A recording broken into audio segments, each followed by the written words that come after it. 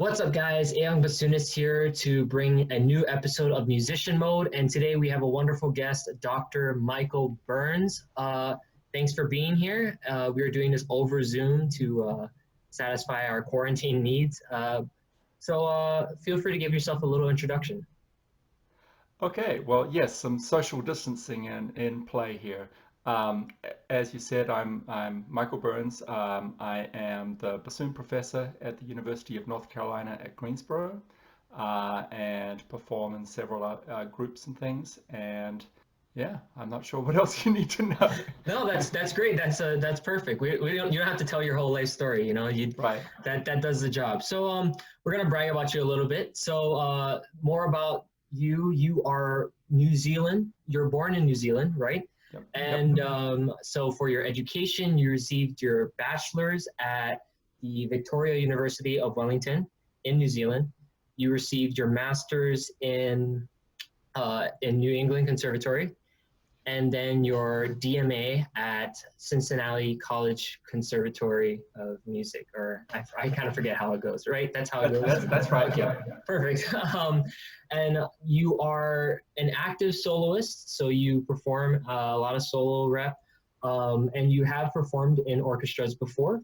Yep. You are also a teacher at, like you mentioned before, at UNCG, and you've taught at other schools previously, and on top of that you are also a composer, which is, I mean, you filled out every application for a musician, I think. I mean, you teach, play, and you write, and so I mean that's you are the perfect example of a musician, I think. Oh. um, but but and as you said, you are let's talk about you going from New Zealand to America, because I feel like from going from not only just a nation but a culture, I'm sure there's going to be differences. So how was the transition like coming from New Zealand to America? Well, there were several things about it that were um, very different, as you said. First of all, when I arrived in Boston, I Hmm. think Boston was almost twice as much of the population of all of New Zealand at the time. So Wow. I remember flying in and just this huge city. It was at night, and so seeing all of the lights everywhere, I'm like, okay, this is going to be different. But Yeah. there had really been essentially a pipeline, if you will, from uh, New Zealand to the, NEC specifically, actually, and especially for bassoonists. So my teacher in New Zealand, who was the principal of the New Zealand Symphony Orchestra at the time, had studied in Boston at NEC with Sherman Walt, and another student of his had been in between, and he recommended that I contact Mr. Walt, and so I had sort of seemed like a personal connection, even though I was coming to a totally different place. I And see. I'd also sort of mentioned that it's interesting because I would imagine much of the rest of the world certainly has an impression of the US because American culture has been out in the world for a long time. So what I Right. mean is that we had American TV shows and things like that, which of course is potentially a very skewed view of what America is. But I had an idea from watching my various little sitcoms and and other things on TV of what America was going to be like. So Interesting. Yeah, I think that's a big thing because even with like music, oftentimes when I go to places like Japan, um they when they hear pop music, they actually talk about American pop music. They don't even talk about their own. So I think that's really interesting, and I always wonder how what it's like. And so yeah, that's really interesting that you kind of say that you had your sitcoms to give a little bit of a view, but right, it didn't right. exactly accurately give you the best view, probably. But okay, so I mean, it sounds like you have a smooth transition, and I mean, it shows that you really made your mark here in America. Um, and I guess the next thing that I wanted to ask you about is that we are in a we are in a time right now, especially literally right now, where we're very dependent on technology. I wanted to ask you, how much do you think technology impacts our society, especially in the music society? How do you think that impacts us? Well, as you said, I mean, right now we're getting the biggest example of having to use the technology. Um, Hmm.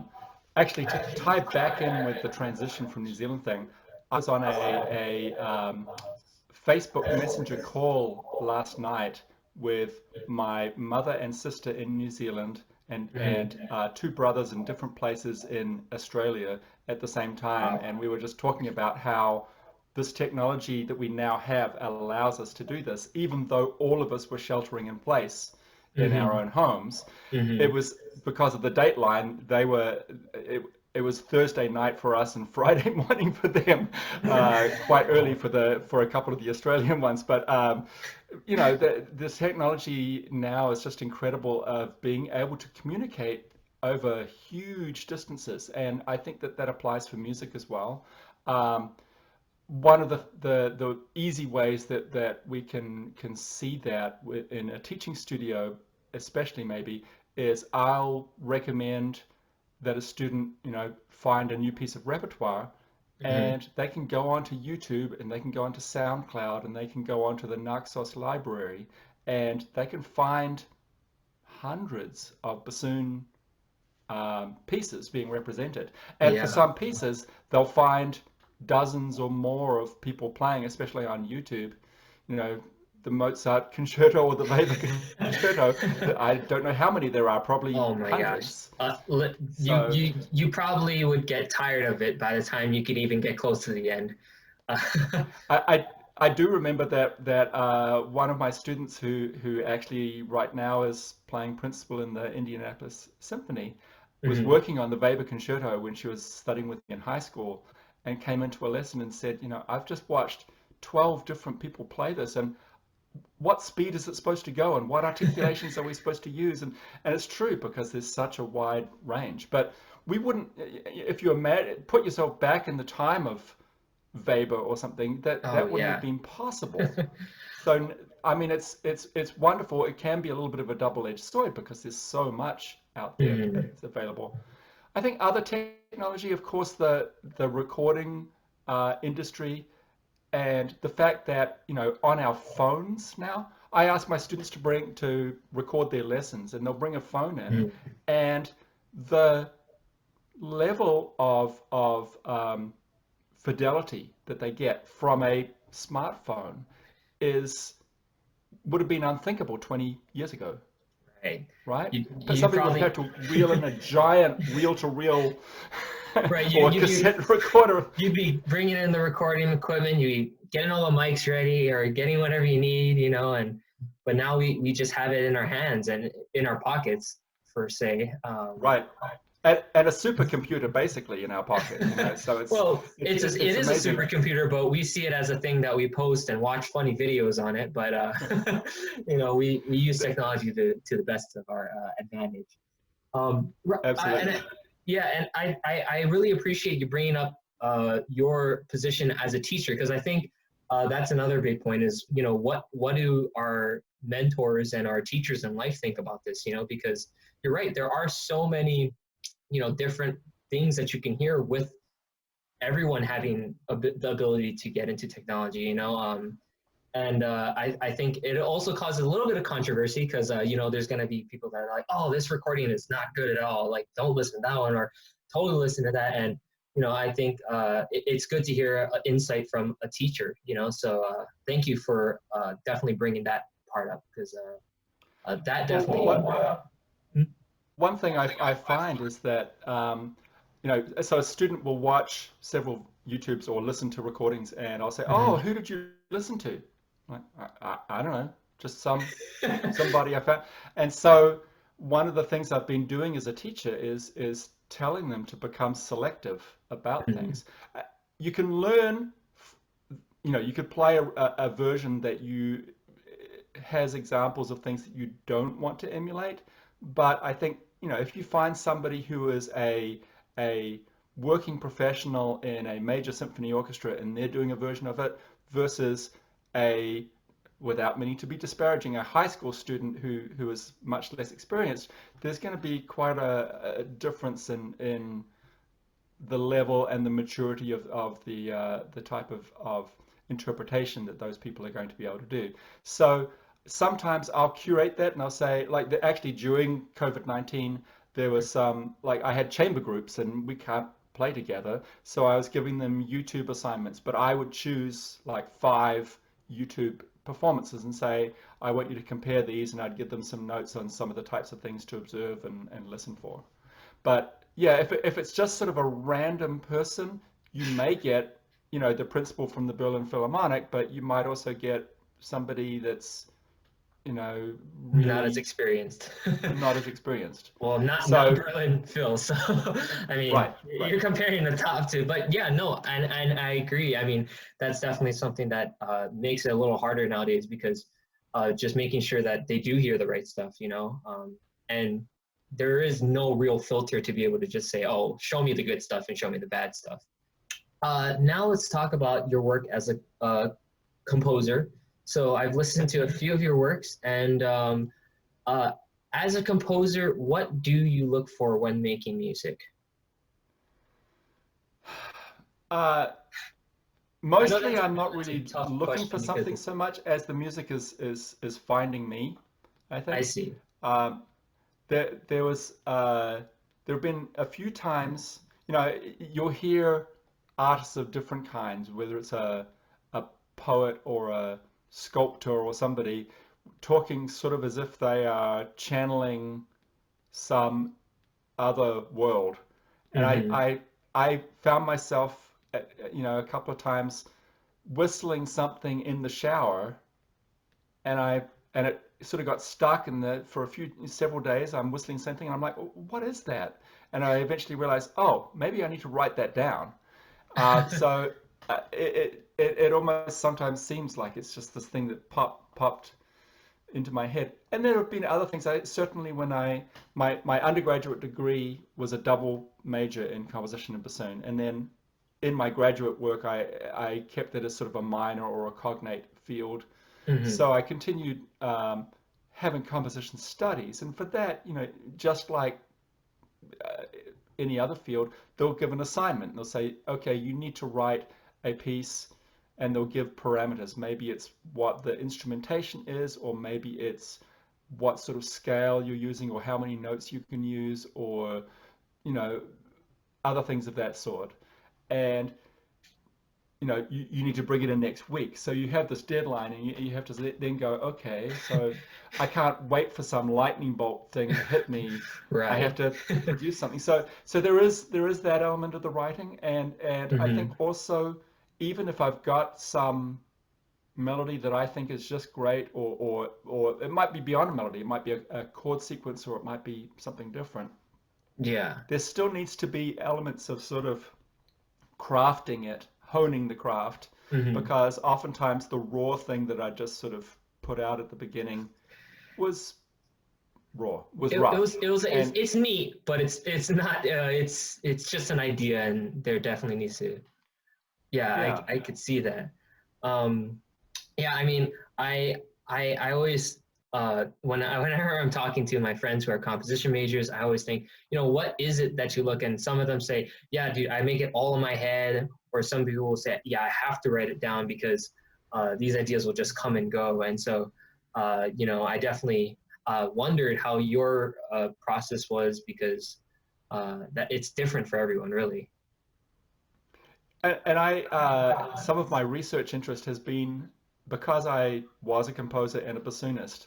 I Hmm. started looking to see who else were composers and bassoonists, and I ended up finding so many of them. And my doctoral Oh yeah. dissertation is about that. And then I did a recording project. Actually, I've got a second one sort of in the wings as well, but a recording project based upon music written for bassoon by bassoonists. And all of the composers were living at the time, and Hmm. I was able to travel around and meet with them and sort of take a lesson from them on how to play their piece, which was really cool.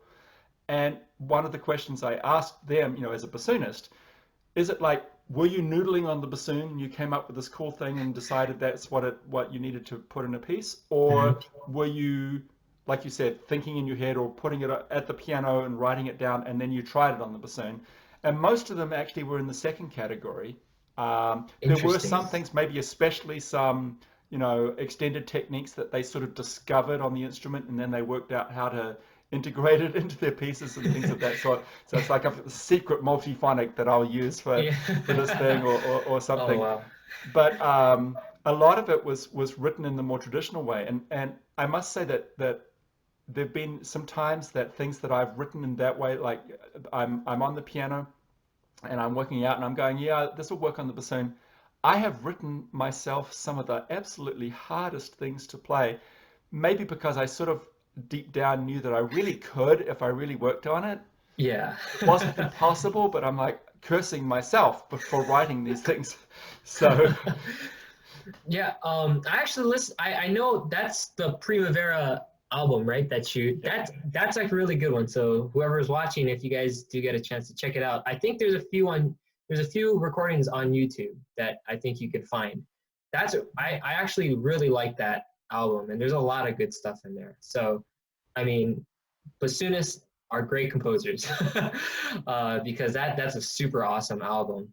But that's actually really interesting to hear that most those bassoonists, majority of them, actually wrote it down first. Because yeah, bassoon is, I think, when we have to consider like the notes that come out, with like G flat, C sharp, like all those notes, they have a different timbre from the rest of the range or the rest of the notes in the instrument. And so that's really interesting that majority were like that. So yeah. yeah. I mean, I think too that it's interesting. One of my theories about looking at the music that was written by a bassoonist for bassoon was maybe this is sort of by definition idiomatic, that they're going to know what will and won't lie well on the instrument. Hmm. But there are a lot of other composers who are not bassoonists that somehow had a real knack for knowing things, that what range to write in and what notes to use. And some of it's really hard, but it works. The Tchaikovskys and Stravinsky even and stuff. When he wrote The Rite of Spring, people thought it was impossible, but look at us Right. now. I mean, And now everybody plays it. yeah, exactly. And some people are doing it in higher to make it harder for them because it's not hard enough now. Right. I think there's a video on a guy doing like trying to do it on the high E. Yeah. Yeah. And I think that's just ridiculous because I would think, oh, isn't the solo already like challenging enough? But guess not. Um, anyways, we're gonna kind of wrap things up here. So thank you so much for being here, and I really appreciate you being a guest on this series.